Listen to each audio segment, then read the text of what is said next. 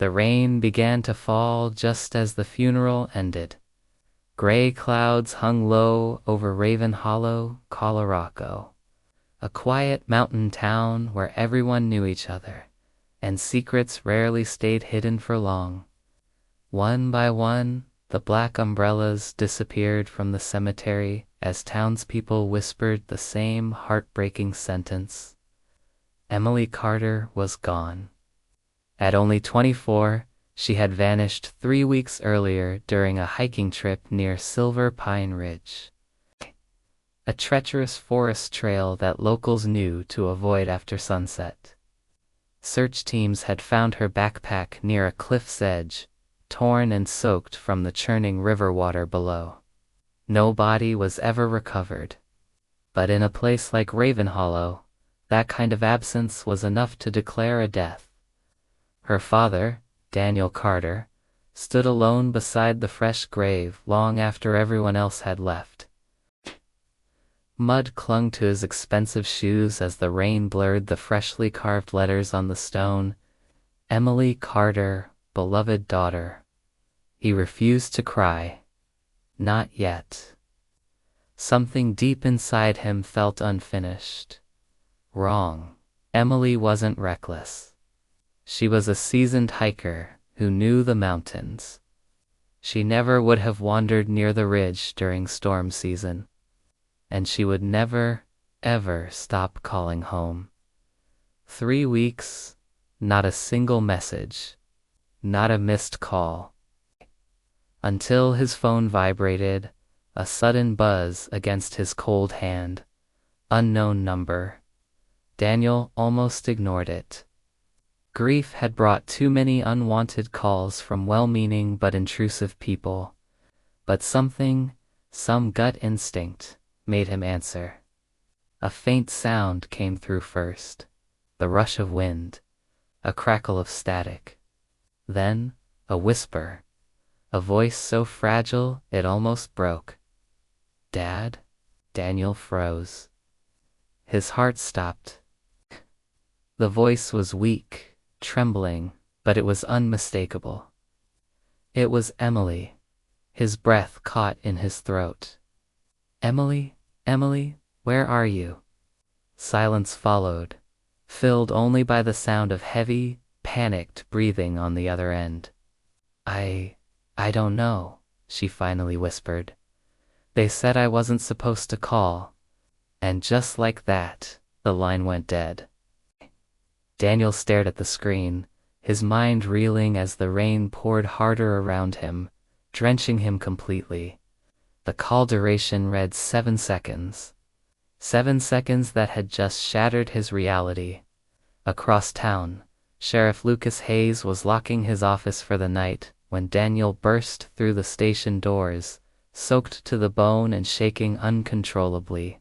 She's alive, Daniel choked out, his voice raw. Emily called me. Lucas hesitated. He had led the search for Emily himself. They'd used helicopters, dozens of volunteers, and the best tracking dogs in the state.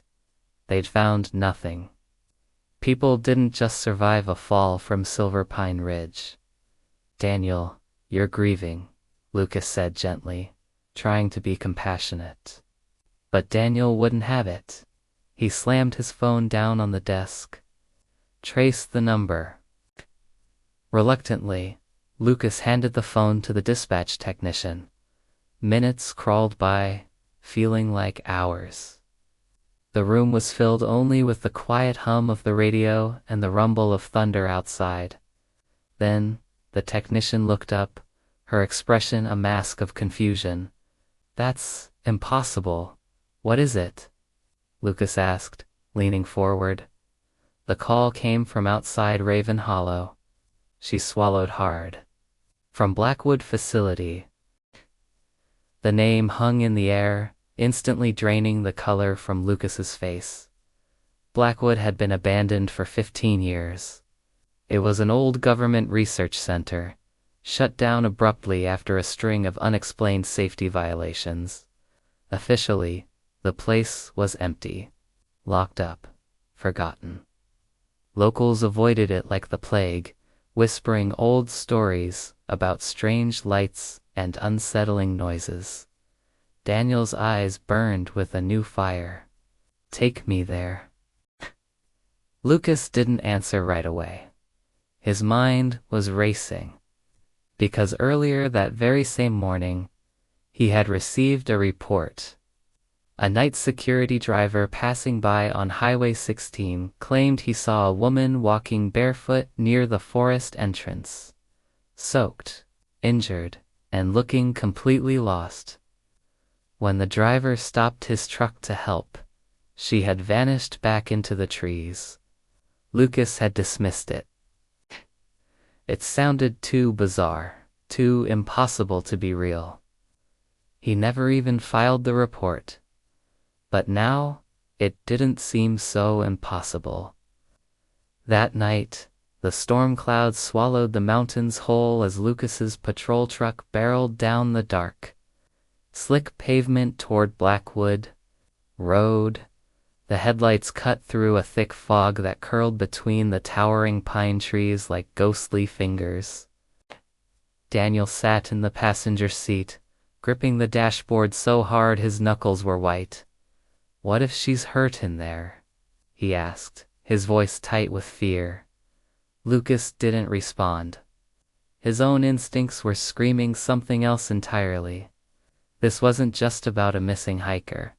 Someone didn't want Emily to be found. The road ended abruptly at a rusted metal gate, chained and padlocked shut. Beyond it stood the massive, menacing silhouette of the Blackwood Facility. Its broken windows looked like hollow eyes staring out into the storm, glowing faintly whenever lightning flashed across the sky. Except one light inside was on. A single, steady light. Daniel saw it first. "You said this place was abandoned?"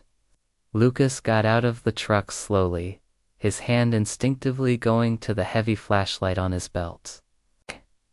The rain tapped against the cracked asphalt as a cold wind howled through the empty, decaying buildings. Then they heard it. A sharp, metallic clang. Somewhere deep inside. It was followed by the unmistakable sound of footsteps. Running. Daniel's control finally snapped. He shouted her name into the storm, "Emily." For one brief, heart-stopping second, a figure appeared behind a second-floor window. It was a thin, pale, and unmistakably human shape. A woman. She pressed her hand against the glass, her face a blur of panic. Lightning flashed again, illuminating her face for an instant. It was Emily Carter, alive, terrified. And then they saw it. Behind her, a shadow moved, a dark form rising up. The light in the window instantly shut off, plunging the building back into darkness. Daniel didn't think. He just ran, sprinting toward the facility's entrance. But just as he reached the door, heavy security alarms suddenly exploded through the night, their piercing wails echoing across the valley. Red warning lights began to flash across the facility's walls, bathing the entire compound in a hellish glow. Lucas grabbed his arm, pulling him back. "Daniel, wait. This isn't abandoned," he said, his voice low and urgent. And from deep inside the building, they heard a series of loud, percussive slams. The sound of heavy metal doors shutting one after another. A sequence of final, decisive thuds, locking them out, or trapping someone inside. The alarm shrieked, a piercing cry that sliced through the storm-battering Blackwood Facility. It felt less like a malfunction and more like a deliberate warning, a screech telling intruders to stay away. Daniel Carter, soaked and shivering, could only stare at the monolithic building looming in the darkness. "That was Emily," he repeated, his voice barely a whisper against the wind. "She's inside." Sheriff Lucas Hayes stood beside him, the rain plastering his hair to his forehead. He couldn't deny it anymore. That last flash of lightning had illuminated a window for just a split second, and in it, a face. Pale, terrified, but undeniably alive. It was Emily Carter, the girl they'd all thought was lost to the mountains weeks ago. But this whole situation felt wrong, deeply wrong. The official story was that Blackwood was a relic, a decommissioned government lab left to rot. Yet, here it was, lit up and blaring an alarm. This place wasn't abandoned. Someone was still running things. "This way," Lucas said, his voice firm, pulling Daniel from his shocked state. He guided him toward the side of the building, where the shadows were deepest. Hidden behind overgrown ivy was a narrow maintenance entrance. The handle was coated in rust, flaking under Lucas's grip. He braced himself and pushed. To his surprise, the door didn't resist. Instead, it swung inward with a soft hiss, as if someone on the other side had just unlocked it. A wave of warm, sterile air washed over them as they stepped across the threshold. Motion-activated lights flickered on, flooding the corridor with a clean, white glow. The interior was pristine. The floors were polished. The air was clean thanks to a quiet ventilation system humming overhead. And there wasn't a speck of dust in sight. Daniel's jaw dropped. "They kept this running all these years," he muttered, his voice echoing slightly in the long hallway. Lucas didn't answer. His gaze was locked on the floor. There, clear as day on the polished surface, were footprints. Bare feet, and they were fresh. The tracks led away from them, deeper into the heart of the facility. Without another word, Daniel took off after them. Lucas followed, his hand resting on the holstered firearm at his side. They moved with a practiced quiet, their own footsteps muffled by the hum of the building. The corridors were endless, a maze of sealed doors with faded government emblems. Most of the rooms they passed were eerily empty, stripped of all equipment. It looked like someone had methodically erased any trace of what this place used to be, a hasty, yet thorough, cleanup. Finally, they came to what looked like a central control room. The door was ajar. Inside, banks of monitors sat dark and lifeless, except for one. A single screen flickered to life as they approached. It showed a live feed from a security camera down another hallway. On the screen, a young woman was walking, her pace slow and unsteady. She leaned against the wall for support. Her small frame swallowed by an oversized gray jumpsuit. It was Emily. She looked exhausted, frail, like someone recovering from a long, serious illness. Daniel didn't hesitate. He burst out of the control room, his heart pounding against his ribs. Lucas was right behind him. They rounded a corner, their boots squeaking on the clean floor, and there she was. Emily was slumped against the wall, her energy completely gone. Just as Daniel reached her, her knees buckled. "Emily?" he cried, catching her before she hit the ground. She looked up, her eyes glazed with confusion. Then, a flicker of recognition. "Dad?" He pulled her into a desperate hug, burying his face in her hair, overwhelmed by the impossible reality that she was here. She was real. She felt fragile and cold in his arms, but she was alive. Lucas knelt beside them, his voice gentle. "Emily, do you know where you are?" She shook her head, a a slow, tired movement. "I fell," she whispered, her voice raspy. "During the hike. After that, I woke up here. They told me rescue teams brought me in. They said I needed treatment." Daniel's grip on his daughter tightened, his relief quickly turning to anger. "Who told you that? Who are they?" Before Emily could answer, the sound of calm, measured footsteps echoed from down the corridor. A man appeared from the shadows. He wore a clean, white lab coat, his posture relaxed, almost casual. He looked at them not with surprise, but with a kind of weary annoyance. "You've just complicated a very controlled situation." Lucas recognized him instantly.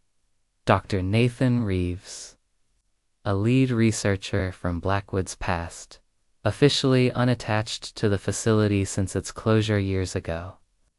"Reeves," Lucas said, his voice sharp and accusatory. "You declared this facility abandoned." Reeves let out a soft sigh, as if explaining something to a child. "Officially, yes. Semantics." Emily shrank back, clutching her father's sleeve. "He said I couldn't leave," she whispered. "He said the outside world wasn't safe for me." Daniel's fury boiled over. "You kept my daughter hidden from me," he roared. Reeves held up his hands in a placating gesture.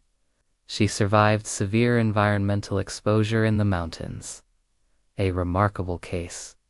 We were simply monitoring her recovery, ensuring there were no long-term biological effects."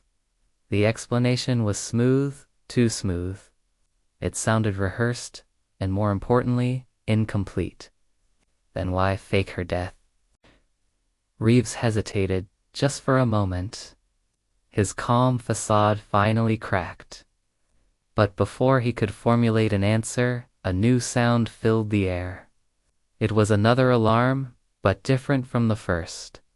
This one was a deep, urgent, pulsating tone. Simultaneously, the emergency lights lining the ceiling switched from soft white to a brilliant, stark strobe.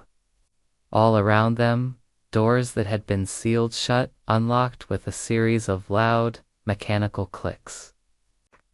Reeves spun around, his professional calm completely gone, replaced by genuine concern. "That system shouldn't be active," he muttered to himself, his eyes wide. Emily's breathing grew ragged. "I've heard that noise before," she whispered, her voice trembling. "Every time it happened, they moved everyone." Lucas looked from Reeves to the now open doors. "Everyone. What everyone?" Reeves didn't answer. His attention was fixed on the darkness at the end of the hall. From somewhere deep within the bowels of Blackwood, a new sound began to echo. The sound of heavy doors grinding open, one after another, releasing pressure with a great rush of air. It was as if sealed, forgotten sections of the facility were being opened for the first time in years. Daniel pulled Emily closer, shielding her with his body. "What is happening?" he demanded. Just then, the main lights flickered and died. The corridor was plunged into near-total darkness, save for the faint glow of emergency strips running along the floor. And from the darkness, from the far-off, newly opened sections, came another sound. A slow, rhythmic echo. It wasn't the sound of panicked running. It was the sound of movement. Distant, deliberate, and deeply unsettling. Emily's whisper cut through the sudden silence, her voice filled with a new kind of fear. "They told me this place protects people." She looked past her father, past the doctor, into the suffocating darkness behind them, but they never said from what. In that moment, as Lucas switched on his flashlight, its beam cutting a nervous path through the gloom. A horrifying realization dawned on him. They had been wrong about everything. Blackwood Facility wasn't built to hide Emily from the world. It was built to hide something else from getting out. And they had just been there for the unlocking. Thank you for watching. If you enjoyed this story, make sure to hit that like button and subscribe for more mysteries. We'll see you in the next one. The corridors of Blackwood Facility were shrouded in darkness, with only the faint glow of emergency lights on the floor to guide them. Daniel held Emily close, his heart pounding, while Sheriff Lucas Hayes swept his flashlight beam down the long, silent hallway. But the building wasn't silent anymore. It felt awake. Deep within its core, systems were restarting.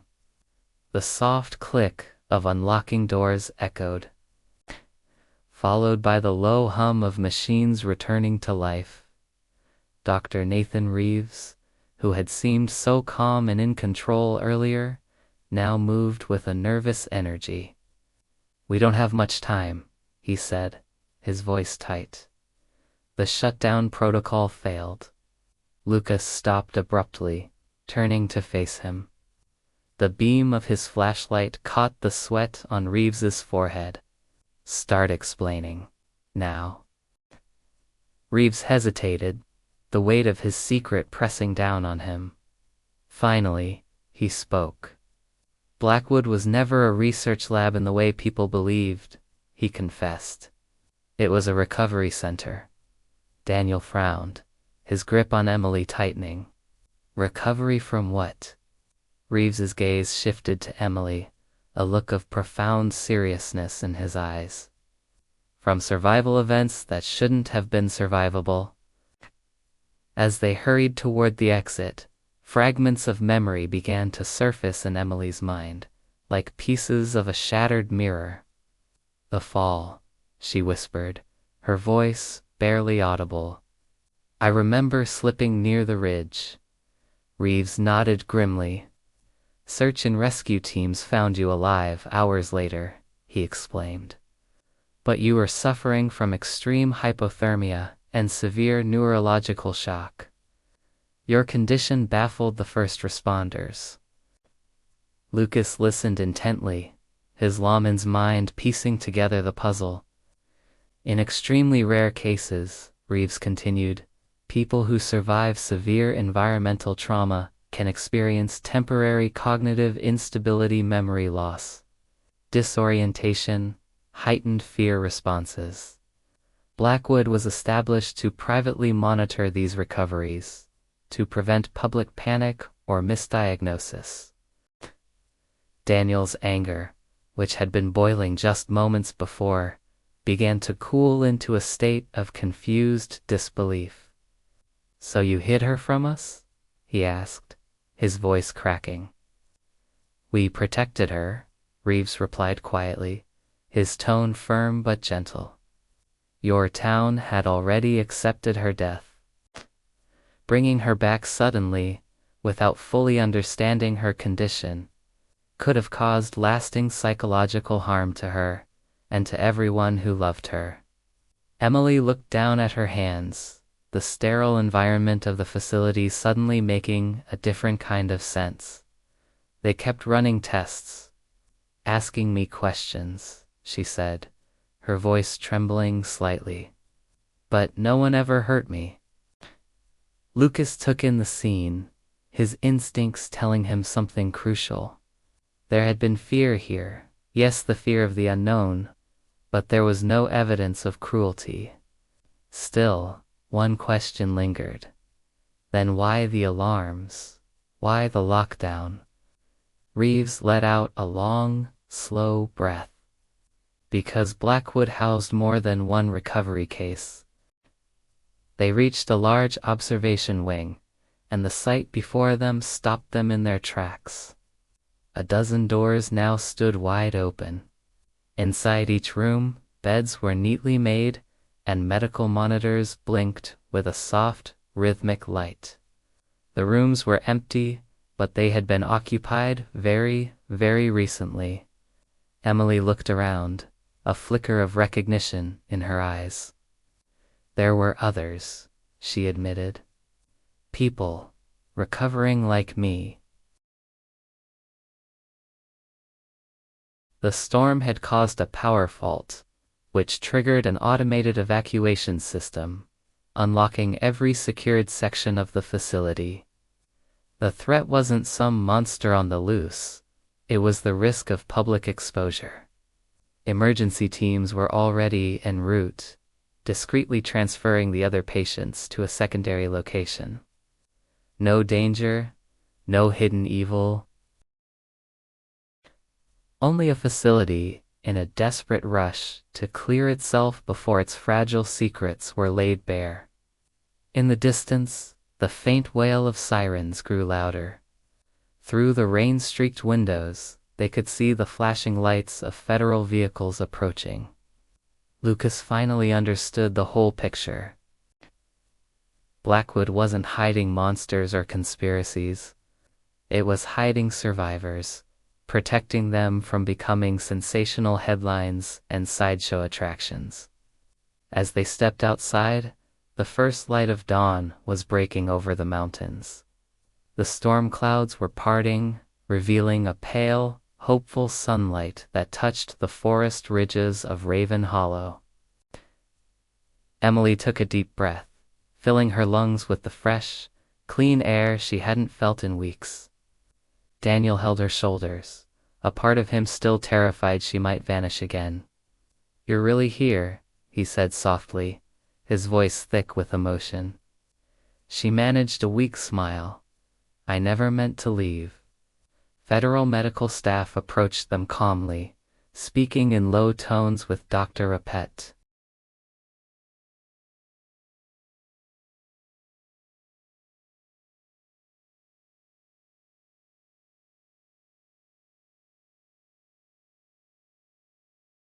Lucas watched from a distance.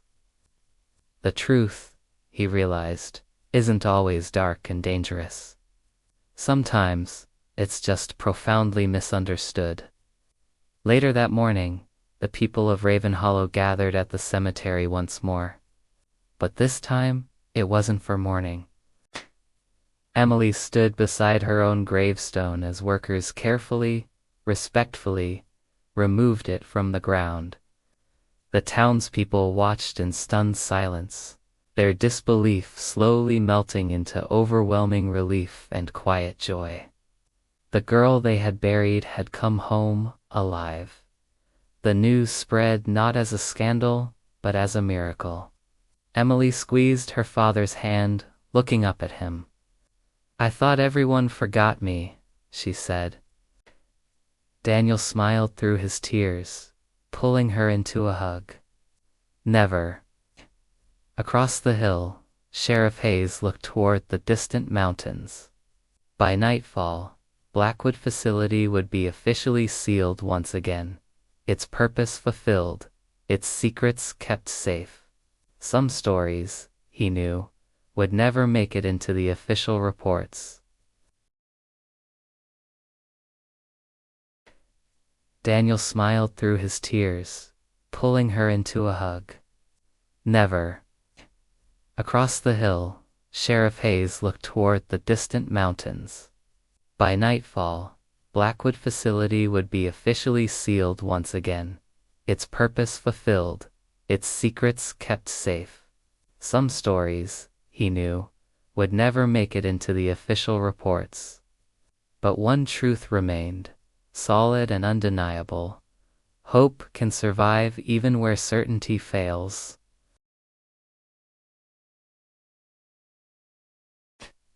If this story moved you, don't forget to like and subscribe for more.